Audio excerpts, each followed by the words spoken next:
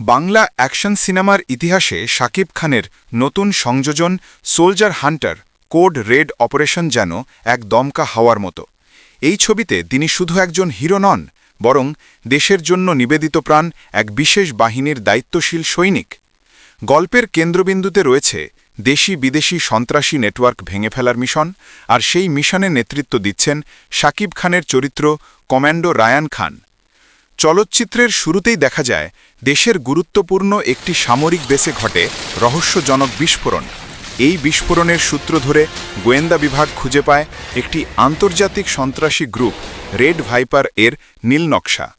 পরিস্থিতি নিয়ন্ত্রণের বাইরে চলে যাওয়ার আগেই দেশকে রক্ষায় প্রয়োজন হয় কোড রেড অপারেশন, আর এই অপারেশনের দায়িত্ব দেওয়া হয় শাকিব খানকে, যে তার দৃঢ় মনোবল, শারীরিক সক্ষমতা ও অসাধারণ পরিকল্পনা দিয়ে যে কোনো অসম্ভবকে সম্ভব করতে পারে।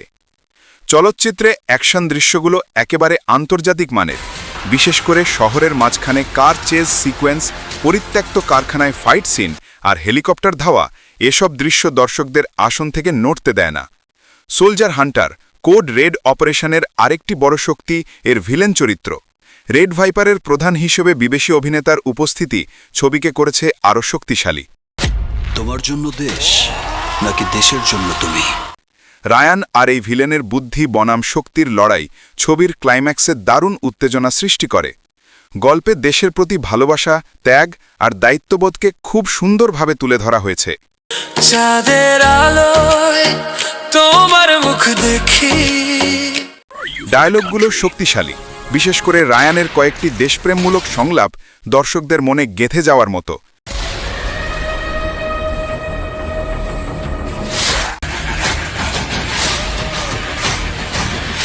সিনেমার ব্যাকগ্রাউন্ড মিউজিকও অ্যাকশন দৃশ্যগুলোকে আরও জীবন্ত করেছে।